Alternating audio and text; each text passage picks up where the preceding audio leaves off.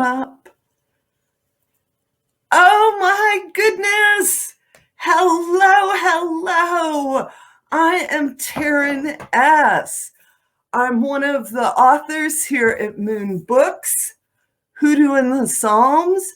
I am a Southern conjuring witch, and I'm going to talk today a little about the history of the Psalms. All right, this is something that is so dear to my heart, and I grew up around it. It is very much part of my world, and that is the magical uses of the Psalms. All right, and understanding their history and how far back their history goes and where these timelines occur. Because a lot of times what I tell folks is, Christianity wasn't around until 1800 years approximately after the Psalms was written. All right. And so what was going on during that 1800 years? I mean, that's a fair lifetime. And for those of you that know me, I have notes, so I'm putting on my glasses. I would ask everybody that is leaning in, if you could just say hello to me.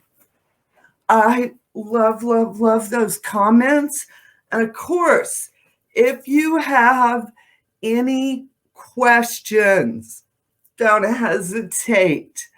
Oh, and Trevor, thank you so much, Trevor, for the shout out. He's our boss, and he is always just such a supportive person. All right, I want to start with, where did the Psalms come from? All right, and this is a really muddled time of history when we start talking about the pre-Israelite history. All right. It's impossible to separate the lore from the reality. All right. Most scholars, archaeologists, anthropologists, and biblical historians will never agree on the who, what, when, and where of the Judeo-Christian traditions and what followed. You will hear this time period referred to as the Great Schism. All right, this 150 years in history where pre-Israelite, the foundation of the Jewish tradition, all right, and out of that we have the Christian traditions following.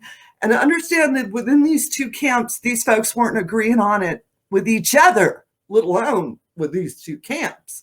So when I'm talking muddled, I'm talking muddled. All right. And also, we've lost a lot of text, so we only can tell parts of this. But the one thing, the very one thing, every one of these folks can agree upon, the book of Psalms, it predates all of that. All right. The book of Psalms, all right, was written over 2,300 years before BCE and all of this, all right? And while the Christians later embraced it and said, hey, this is ours, they were not the creators of it, all right?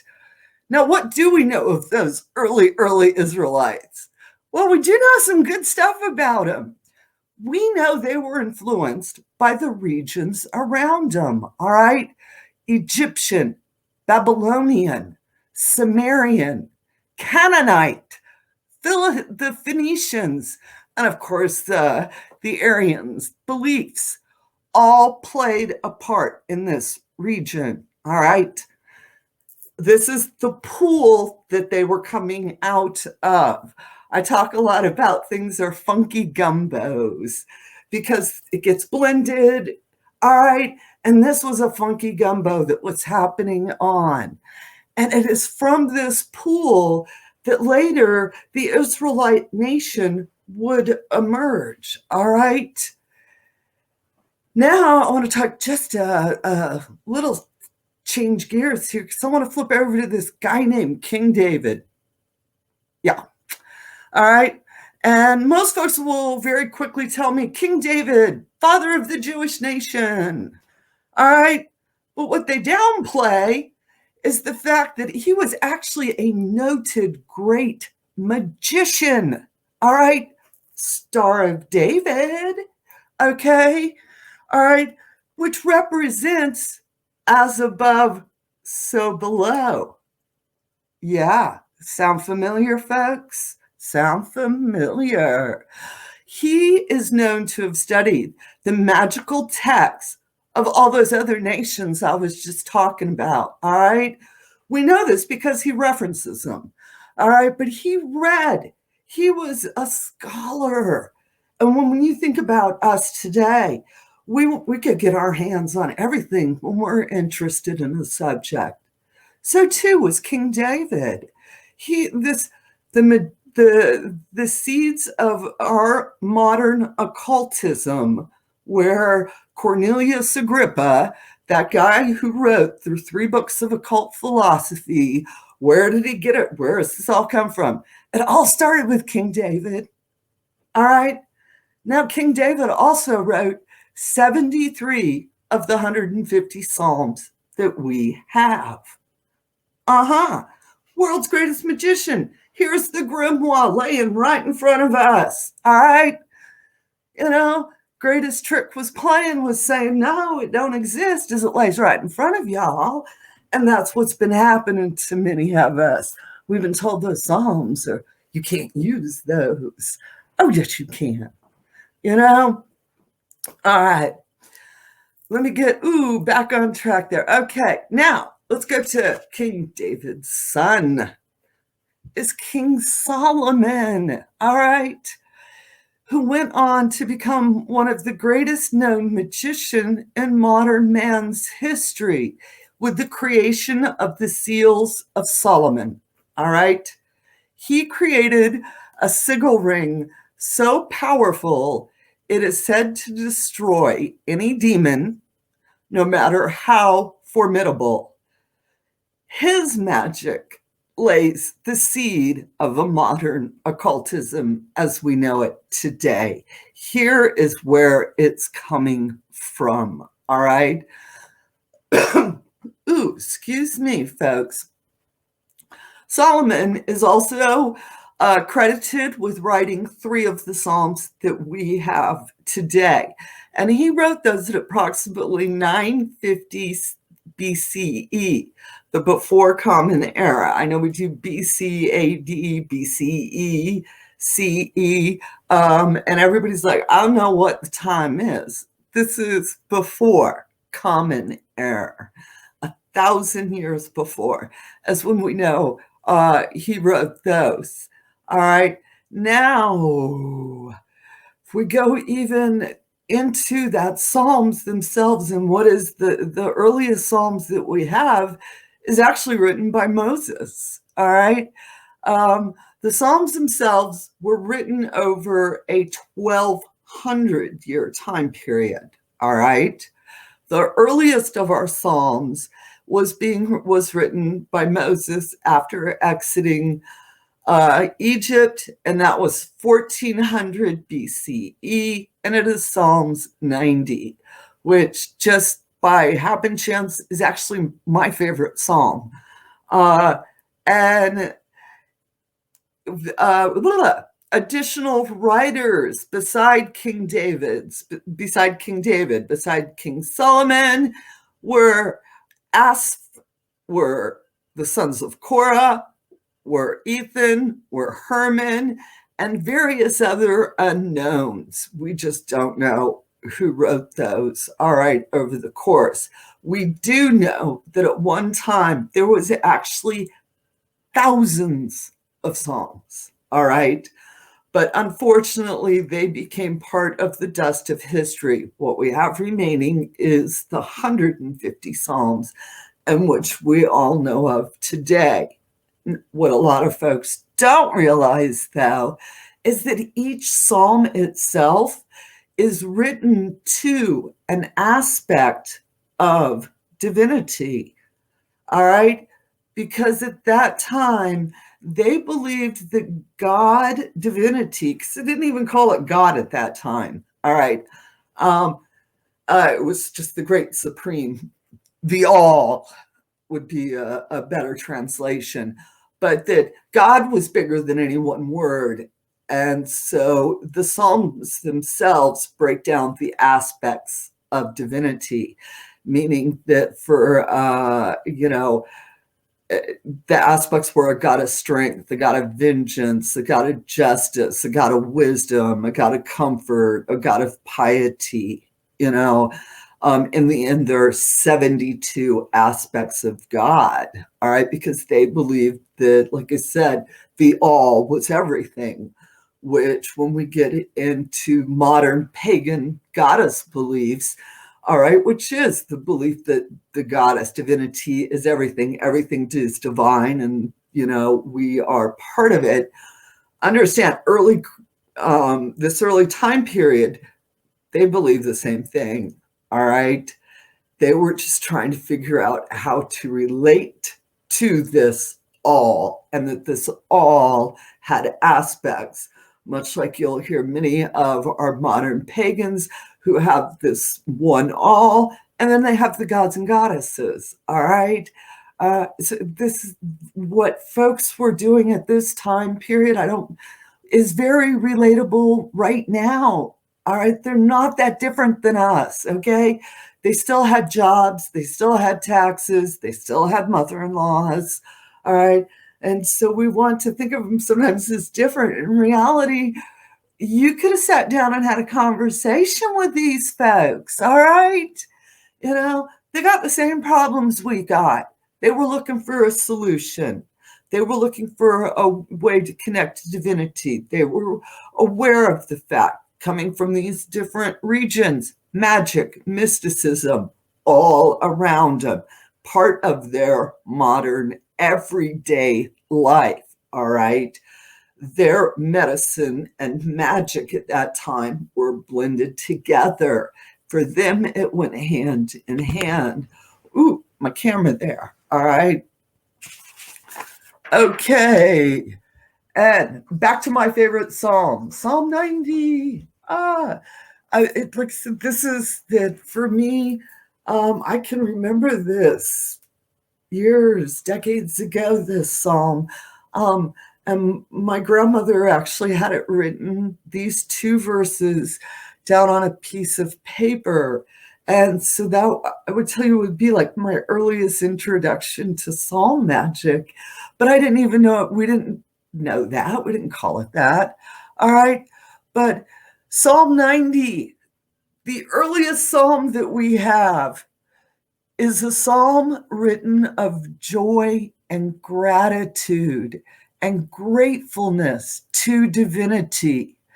It is meant to be sung from the soul, with musical instruments adding to the beauty. When a prayer is answered, we should all say thank you, and show gratitude. And that's what these folks were doing 3,000 years ago. Divinity had answered their prayers, and they were saying thank you. All right. Now when we get the Psalms, there are two types of verses in the Psalms. There are the lamentations and the incantations. Psalms of gratitude are considered to be incantations, as they are a part of a fulfillment of wishes, desires, and needs. The lamentation verses were used for when we needed to release our sorrows, lift up our troubles, and to give it to something greater than us. All right. And when we were asking for wisdom and strength, and at times acceptance. All right. When these words were first spoken, sacred herbs were burned, sigils were written, candles were lit, all right? And sometimes there was a feast afterwards.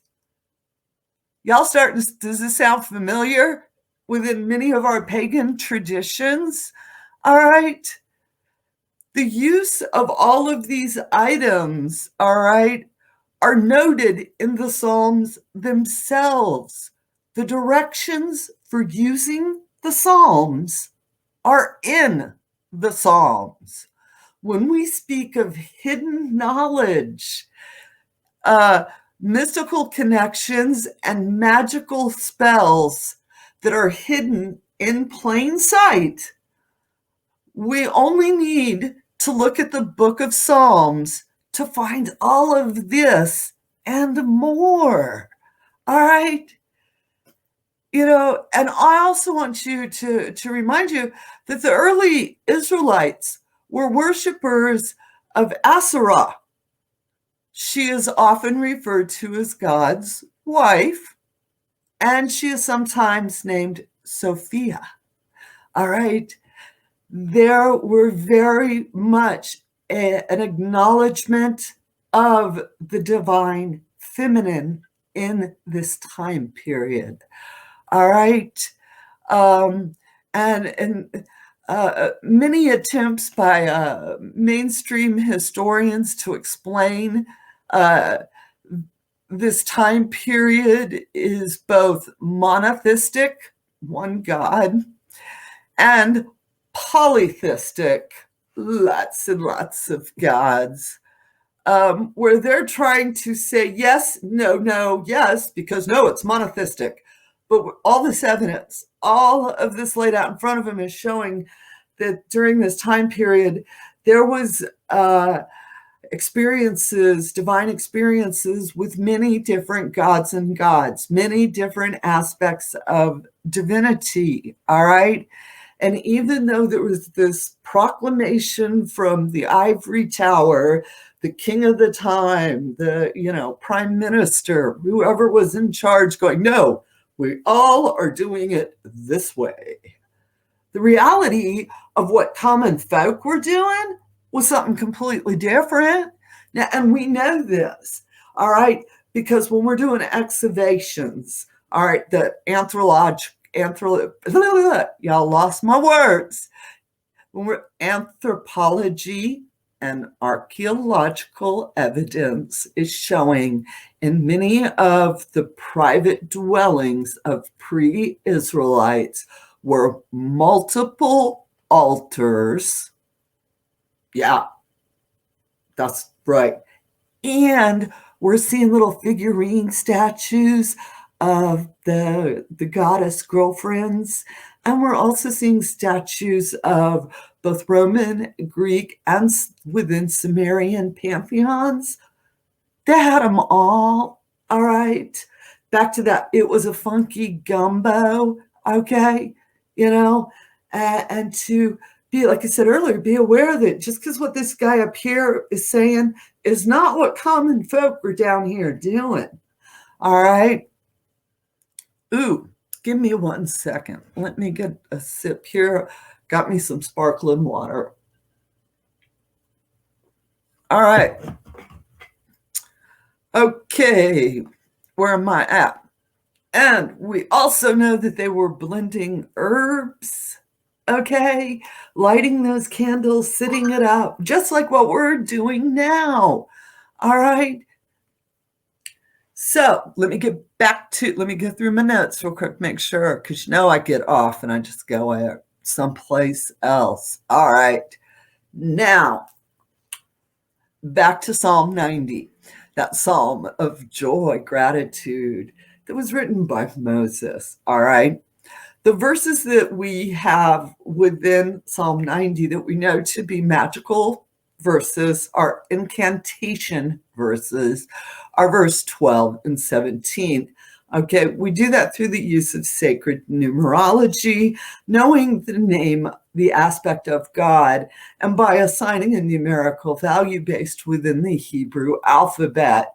And because I am not going to give up notes on this, what I just said a mouthful of. All right. was understanding the importance of sacred numerology within the Psalms will show us our incantations.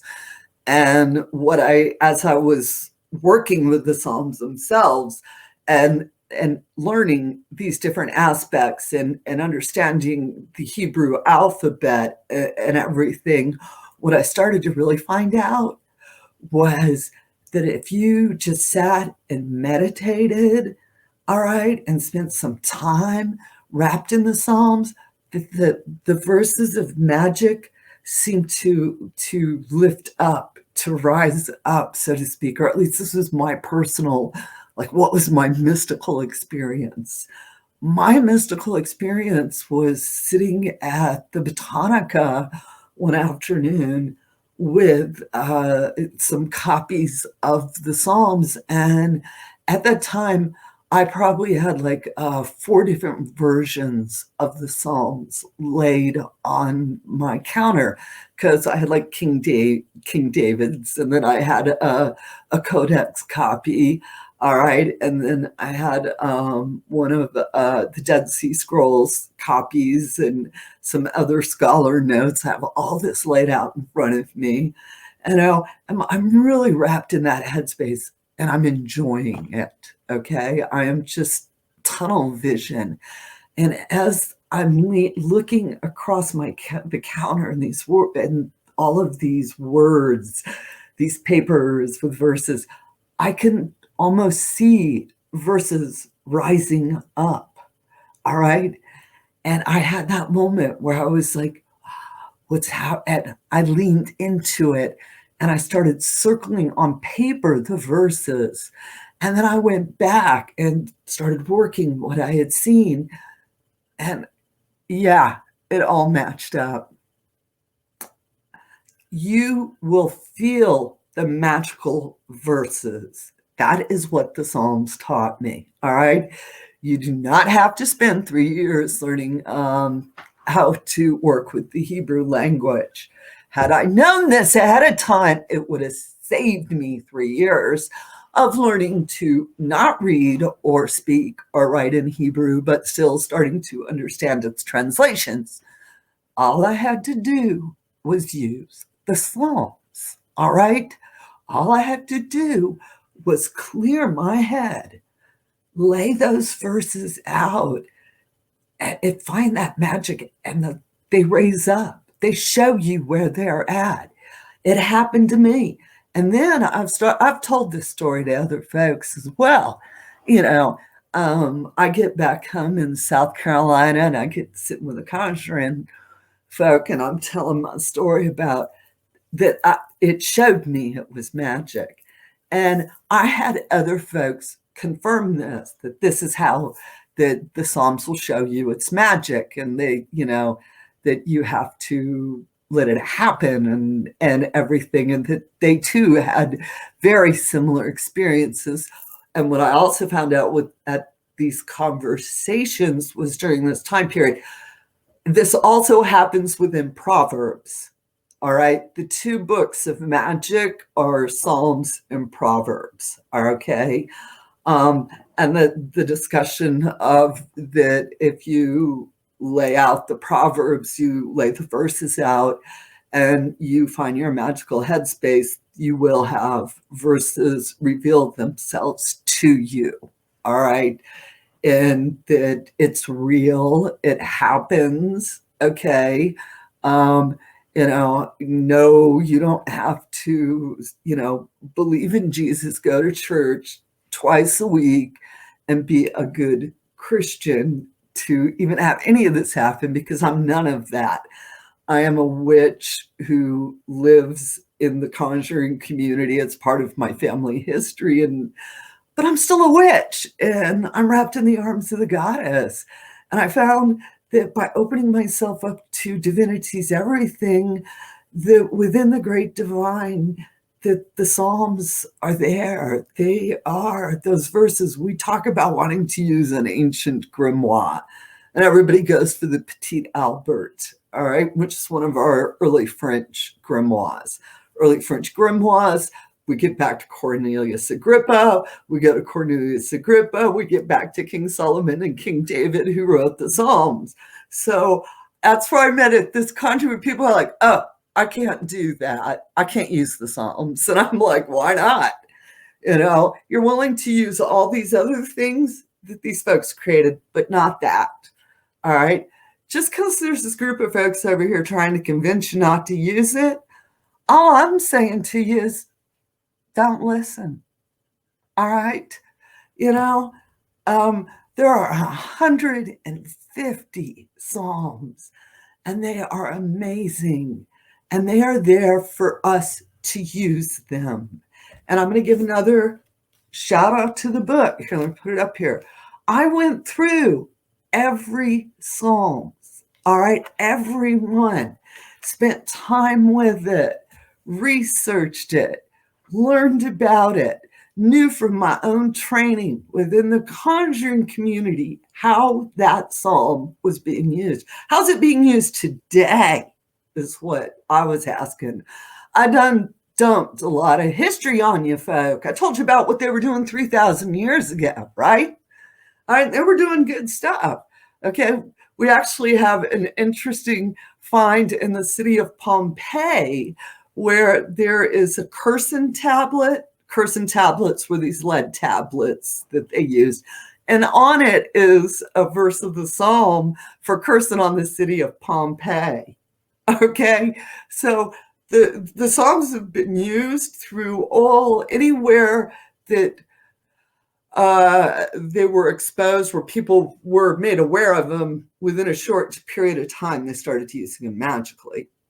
And we found that happened in America, all right, where we have the African diaspora, that the enslaved folks bringing their belief systems here to America.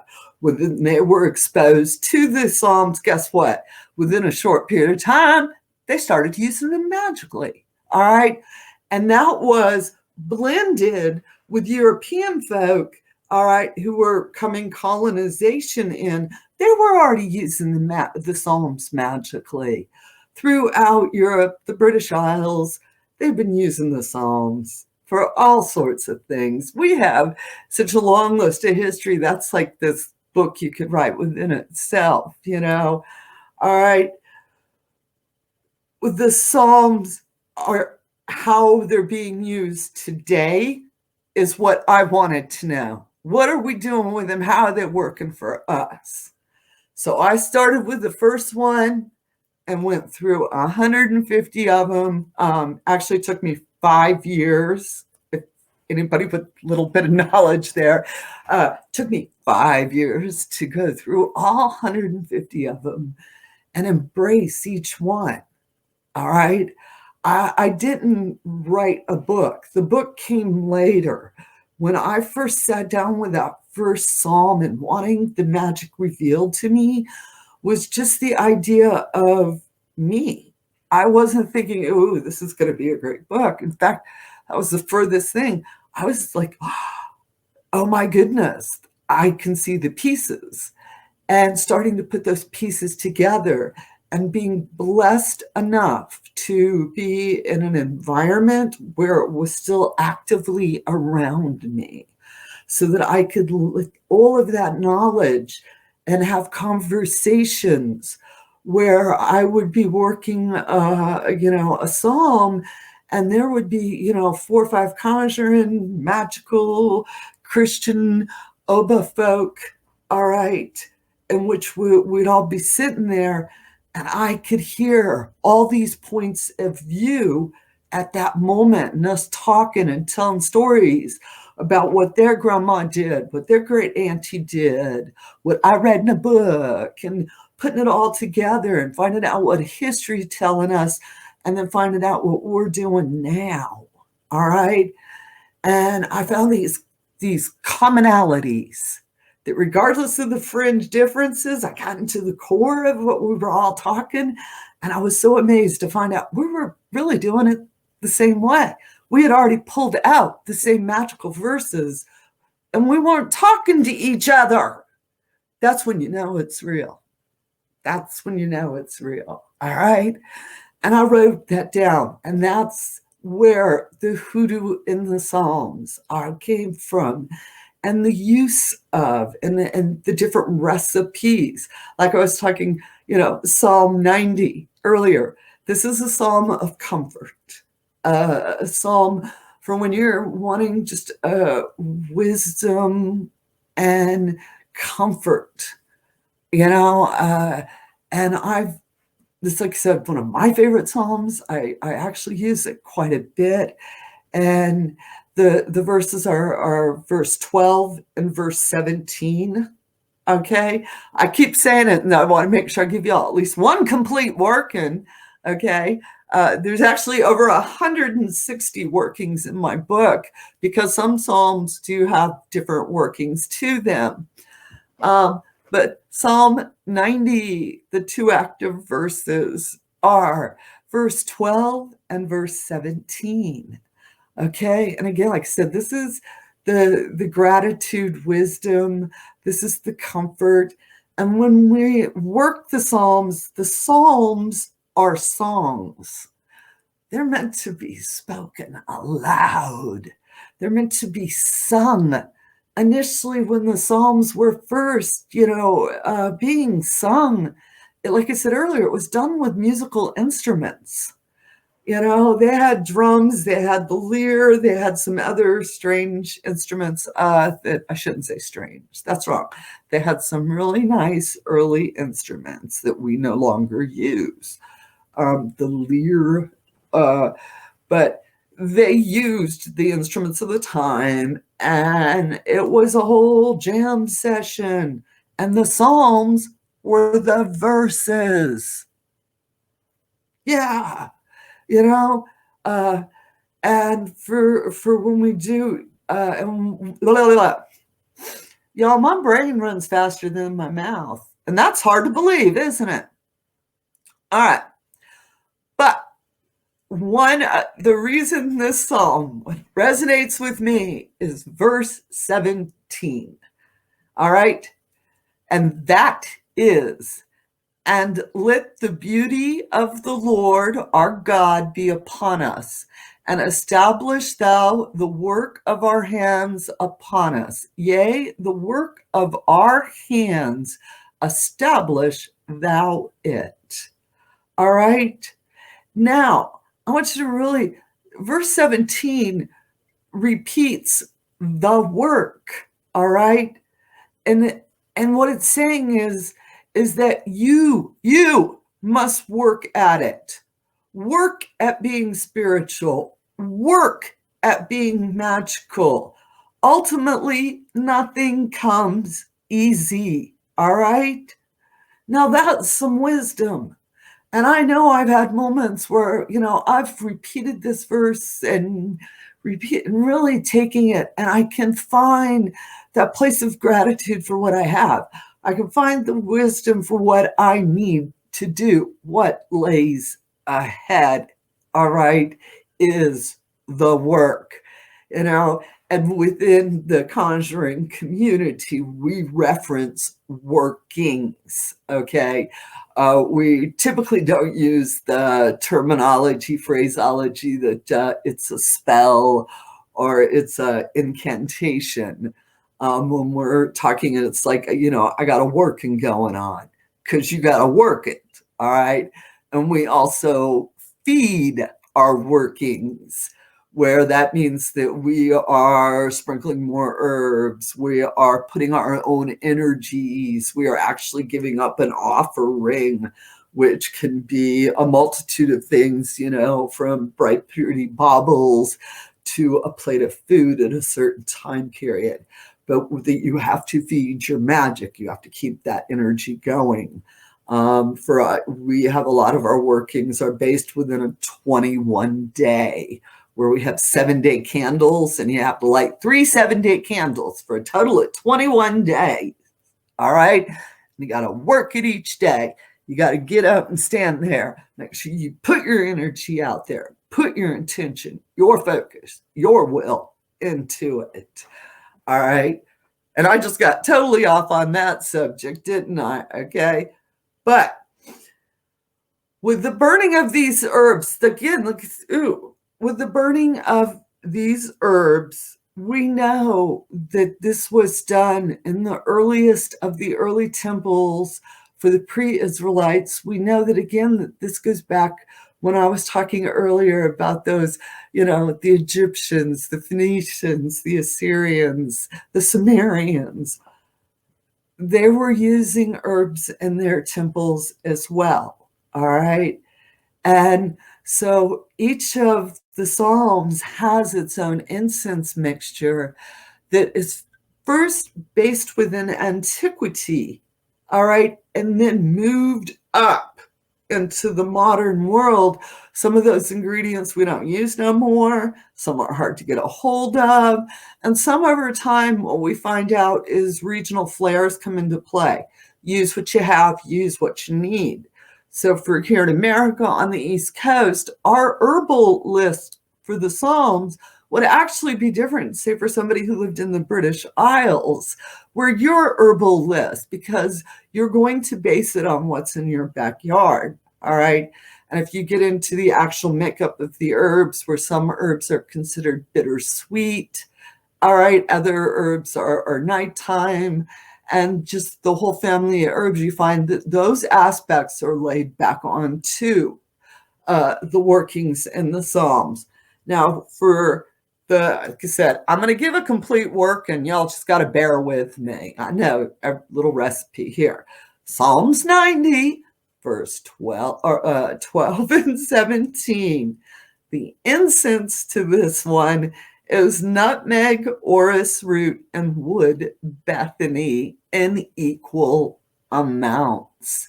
All right, and you blend them all together nice and pretty, and then I also like to add sandalwood. It just adds a little something to it. And that's where you learn to make it your own biscuit recipe. All right. Now, again, in Hoodoo and the Psalms, I have all these beautiful recipes, and I want you to use them, every one of them. But more importantly, if you're inclined to add a little something, I want you to honor that, all right?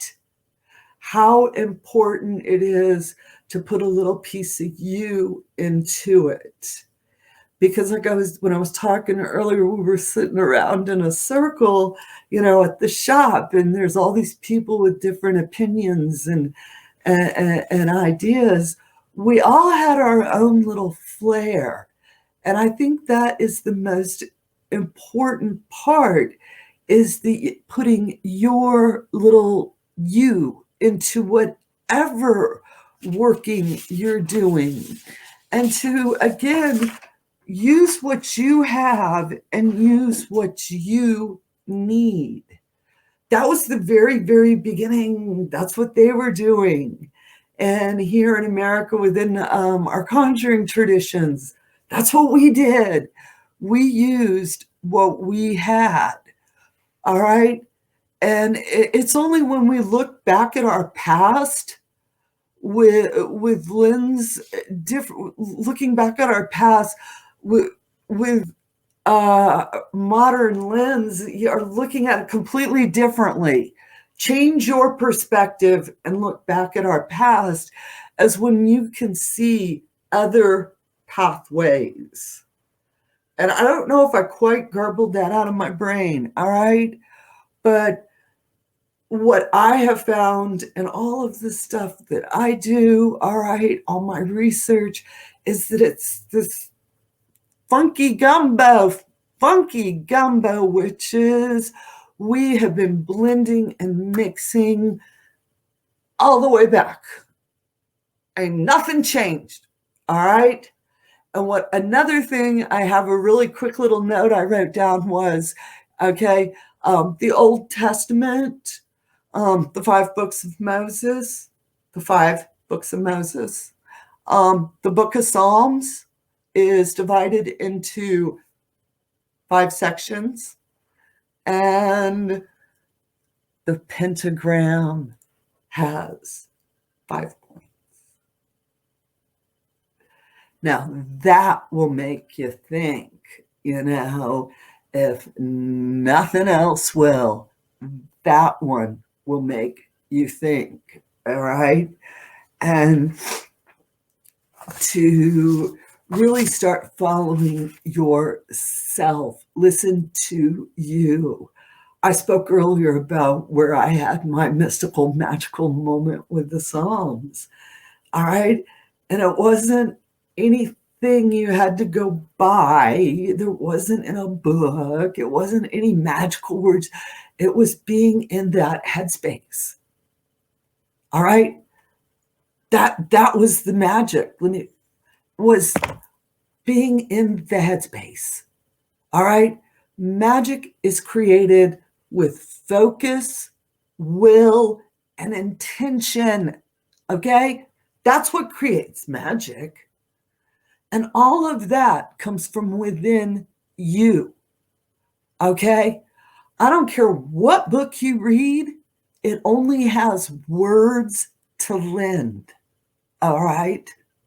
And to really think about that, you have got to be working you. I was in that headspace. I had done my research. I'd done spent my time, spent years, okay, all wrapped up in it before it happened to me. And I think a lot of new folks, you're like, I did a full moon, all right, and nothing happened, okay? It's not gonna. There is no quick fix. There is no microwave button and 60 seconds later, okay? This is that journey of self, transformation, okay? And it takes time and a season, maybe years. And you just go into it to enjoy the journey, all right? I've been in the community now for 39 years. I always say almost 40. I am 57 years old. All right. I stood in my first space when I was 17. And my everything has changed. Who I was then and who I am now are two different people. And it went through different seasons of my life. All right. And how my relationship with divinity, my magic, that's always changing. You're always tweaking your recipes, all right? The universe isn't constant. Mother Nature is always in a state of change. So don't be afraid to erase old ideas and replace them with new discoveries. Like I said, don't look at things different. Let go of everything everyone's taught you, and told you about the Psalms. Come at it understanding this is a beautiful, ancient grimoire that we are so blessed to have 150 of these Psalms, and which, for whatever endeavor, whether, like I said, your magical endeavor or for your lamentation, for your sorrows, and when you are grieving, when you are in a state of sorrow, loss, the Psalms are very powerful, all right? They can help just let you breathe a little deeper, just take a little less stress and let you know that you're going to get through this. And that is the most important part of it, all right? Is that they're there for all of us. At the time they were written, there was nobody standing there going, no, you can't do that. Okay. All right, only we can. All right. That didn't exist, None of that existed all the way up to the time of Jesus. Jesus wasn't a gatekeeper, all right? He was like, come on, When we get into the early Christianity and its mystical experience, it was a very welcoming group of folks. They were looking for new people, just saying, So only so-and-so qualifiers, justifiers, and trying to say that you can't. Don't listen to those folks.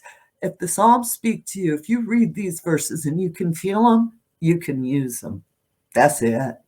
That's all it takes, is for you to be able to to feel it, to relate to it. And when that happens, then it's like, I can't put into words. Like I said, for me, the only thing I can give you a visual is that it was like almost like these certain verses started raising up and were almost highlighted in the most amazing way. And it's one of those, I saw it with my own eyes, so I know it to be a truth. I've talked with other folks who's it's happened to with the Psalms. They know what I'm speaking of. If it's not happened to you, get in the Psalms, is what I'm saying. And find out if this is magic that you're connecting with, and enjoy it and embrace it. All right. And I was like, they told me I was supposed to be talking. Let me get my glasses up here. Oh, wait a sec. I finally got over to the comment section. Y'all are going to laugh at me. I wasn't reading these comments. This is so bad. Y'all, thank you so much. I was looking real quick to see if anybody has loving my accent. Thank you, Jackie. I actually don't sound as Southern as a lot of my friends. All right. Too wonderful. I want to thank all of you for joining me in this talk. I had such an amazing time. I will sit here all afternoon, as y'all can tell, just trying to stay on my notes, because I go off with, let me tell you something else I know. And with that said, I do want to give my final shout out to my book, Hoodoo in the Psalms, God's Magic. Over 160 complete, ready to use workings with God's magic, the most powerful grimoire we have. All right. Thank y'all so much. I hope y'all have as bright of a blessed day as I'm having. I have so enjoyed this. Please go check out the other talks. I've been doing that this morning. Oh my gosh, these people are it's just amazing what they know. I was like, I got to take notes. I have learned some really good stuff. We are so blessed at Moon Books to have such an amazing lineup with authors. And with that said, y'all, I'm going to leave it the same way I leave it. I have my YouTube channel, houseofwitchcraft.com. I always leave it the same way because I believe all paths to divinity are valid. So with that said, amen, blessed be, ashe, and ebabo. Bye, folks.